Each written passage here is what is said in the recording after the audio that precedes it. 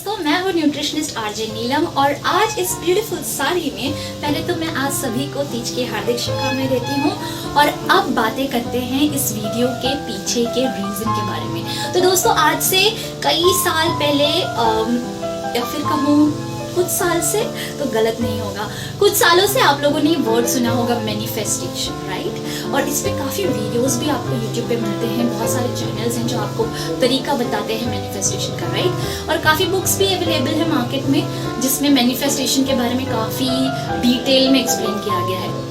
लेकिन ये जो तीज का त्योहार है ना, जो कि हजारों साल पुरानी एक कथा के बारे में है, स्पेशली कहूँ तो हमारे जो रिलीजन है, जो इंडिया का कल्चर है, वो इतना रिच है कि आप जितना भी इसे डिग करेंगे ना तो आपको काफ़ी चीज़ें पता चलेंगी जो आज के इस मॉडर्न वर्ल्ड में लोग अलग अलग टर्म में यूज़ कर रहे हैं। सो उसी में से एक वर्ड है manifestation. How, let me explain you.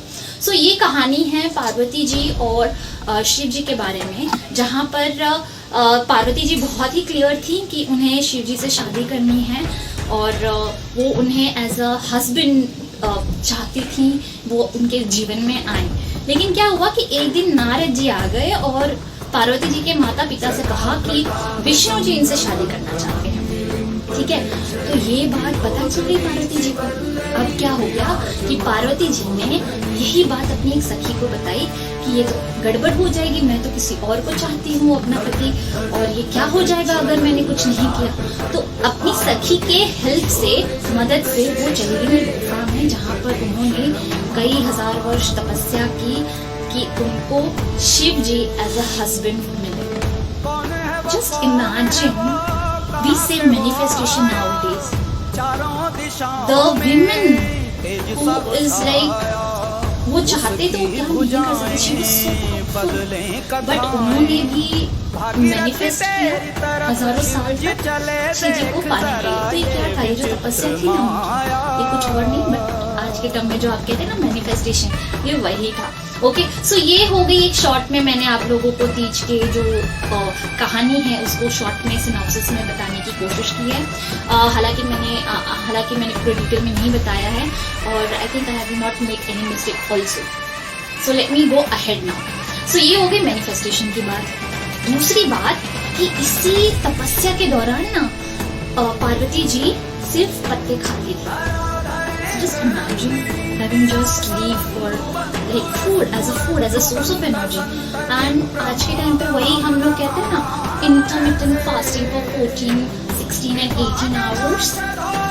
तपस्या के दौरान ये जो पत्ते खाना था, ये लॉन्ग टर्म तक भूखे रहना था, this was आज के टर्म में इंटरमिटेंट फास्टिंग होगी। ओके, सो ये आज के जो टर्म्स आ रहे हैं, साइंटिफिक टर्म और नए नए टर्म, ये उस टाइम पे ही थे। अभी आप एकादशी की बात कर लें तो वो भी आज के टाइम पे अब साइंटिस्ट लोग ये मान रहे हैं कि एकादशी का व्रत करने से काफी आपकी बॉडी डिटॉक्सिफाई होती है। सो अब साइंटिस्ट लोग ने उसको रिसर्च कर रहे हैं, तो people will agree with that thought, but वो हमारे शास्त्र में लिखा है तो उसे वो नहीं मानेंगे, बीट एनी रीजन। बट मेरा बोलने का मतलब यही है कि आपको उस चीज को मॉडिफाई कर करके बताया जाए और आप तभी एक्सेप्ट करें। इससे बेहतर है ना कि आप उस स्टोरी के इन बिटवीन द लाइंस पढ़ें, कि उसका सिर्फ कहानी को अगर कहानी की तरह अगर आप सुनेंगे, B it a historical, B it mythological, whatever, तो आप कभी भी उससे सीख नहीं पाएंगे। जब आप कहानी को अपने जीवन में उतारेंगे,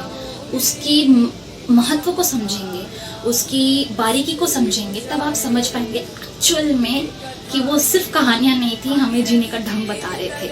जो हमारे ऋषि मुनि, जो इतने प्रख्यात लोग थे जो लिख के गए हैं, तो वो हमें कुछ समझाने की कोशिश कर रहे थे जो आज के टर्म में हम समझना नहीं चाहते। ये तो हो गई बात आपके इंटरमिटेंट फास्टिंग और मैनिफेस्टेशन की। So let me tell you, ये जो व्रत है ना, ये सिर्फ इन दोनों के ऊपर बेसिस पे नहीं है। अगर आप पार्वती जी का जीवन भी देखें तो वो बहुत क्लियर थी अपने थॉट पे कि मुझे क्या चाहिए एज ए विमेन।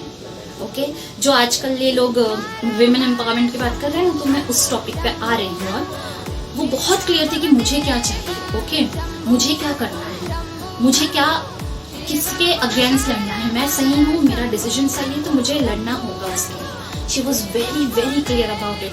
तो क्या उस टाइम पे ये विमेन एम्पावरमेंट नहीं था, और क्या है ये वुमेन एम्पावरमेंट ही है। ओके, सो ये चौथी बात मैं अगर आपको बताऊं ना, तो ये है कि अगर आप उनके इस स्टोरी के माध्यम से और एक चीज आप समझ सकते हैं कि वो सिर्फ मैनिफेस्टेशन, फास्टिंग या वो बहुत क्लियर है इसके लिए नहीं थी, बट वो बहुत एडमेंट थी सही चीज के लिए, सही चीज के लिए। तो सही चीज के लिए जिद करना बुरी चीज नहीं है। और ये बात सोचिए आप कि वो इतनी क्लियर थी और इतनी एडमेंट थी कि शिव जी तक को भी उन्होंने अपने लिए झुका दिया। Just imagine that power of convincing someone, right? So that you can learn from that. And also ये एक चीज कितनी सुंदर चीज है कि जहाँ सती जी को खोकर शिव जी इतने उदास थे, इतने अपसेट थे, उन्हें ऐसा लग रहा था कि कुछ नहीं बचा उनके जीवन में, तो उन्होंने पार्वती जी का जब तपस्या को देखा, उसे महसूस किया कि how lovable she is, how dedicated she is, तो उनका भी मन पिघल गया। कितनी अच्छी बात है और कितना अच्छा है ये चीज सुनना कि अगर आप में वो विल पावर है, आप में वो डेडिकेशन है, तो आप कुछ भी पा सकते हैं। सो ये एक स्टोरी सिर्फ तीज है, चलो तैयार हो गए, गहने पहन लिए, मेहंदी लगा ली, सिर्फ उसकी बेसिस पे नहीं है। हाँ, हालांकि ये त्योहार, अगर मैं इस टॉपिक पे भी आ जाऊँ तो बहुत ही अच्छी चीज़ है, क्योंकि अगर हाउस मेकर की अगर हम बात करें तो डे टू डे लाइफ में उनको ये मौका नहीं मिलता कि वो अच्छे से तैयार हो, ग्रूम हो और अपने आप को मतलब कहीं के आदमी कितनी सुंदर दिख रही हो, राइट? तो ये एक त्योहार ऐसा भी है कि जहाँ पर वो अपने लिए वक्त निकालती हैं, अपने लिए सजती संवरती हैं और उन्हें भी बहुत अच्छा लगता है। तो ये त्योहार सिर्फ ये नहीं है कि बहुत कुछ सिखाता है एक्चुअली ये त्योहार। तो सिर्फ त्योहार को त्योहार जैसा ना बनाएं, उसे अपने जीवन में उतारें और आप काफ़ी कुछ सीख सकते हैं हमारे फेस्टिवल से, हमारे जो पूजा होती है। अच्छा हाँ, पूजा से याद आया कि बहुत लोग कहते हैं ना कि we are modern girls, why we should do this fasting and Karva Chauth and any other fasting. So let me tell you यार, मत करो, बिलीव भी मत करो। भगवान तो खुद को भी नहीं बोलते कि भाई मेरे को पूरा दिन जपते रहो। अगर वो ऐसे होते ना तो पता नहीं हम सब कहाँ जाते। ऐसा कुछ भी नहीं है। ओके, तो अगर आप उन पर बिलीव नहीं भी करते हो, आप एथिस्ट भी हो, तो कोई फर्क नहीं पड़ता है। अगर आप साइंटिफिकली इस चीज़ को देखो तो इट इज सो गुड।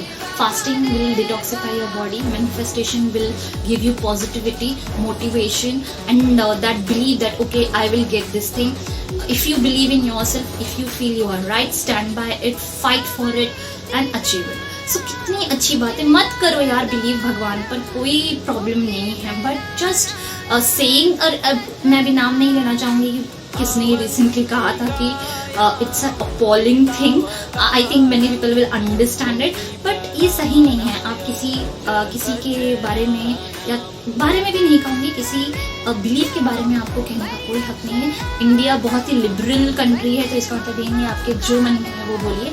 आप नहीं मानते, सीधा बोल दीजिए कि मेरे थॉट प्रोसेस उसके लिए अलग है, मैं नहीं मानती। इससे कोई हर्ट नहीं हुआ, बट किसी के सेंटिमेंट्स को हर्ट करना आपका अधिकार नहीं है। सो जो लोग मानते हैं, नहीं भी मानते हैं, साइंटिफिकली तो बिलीव कर ही लेंगे आई थिंक इस वीडियो के बाद कि आपको क्या क्या बेनिफिट होता है फास्टिंग करने से, मैनिफेस्टेशन करने से, जो आज नए नए टर्म आ रहे हैं। सो आई थिंक जो मेरा मैसेज था वो काफ़ी हद तक मैंने पहुंचा दिया है। एक लास्ट बात बोलना चाहूँगी कि जब आपकी वाइफ फास्ट कर रही होती है तो प्लीज़ उसकी हेल्प करें, घर संभालें, बच्चों को संभालें, क्योंकि वो भूखी है पूरा दिन। डिटॉक्सिफाई तो हो रहा है बॉडी, बट थोड़ा सा हेल्प आप भी कर लेंगे तो कोई प्रॉब्लम नहीं है। और ये चीज़ आपको इस कहानी में भी देखने को मिलेगी। कैसे? तो let me tell you that thing कि जब शिव जी बहुत ये हो गए ना कि नहीं, पार्वती जी तो मतलब मुझे पाक कर रहेंगी और शी इज सो डेडिकेटेड, तो देखो वो झुक गए।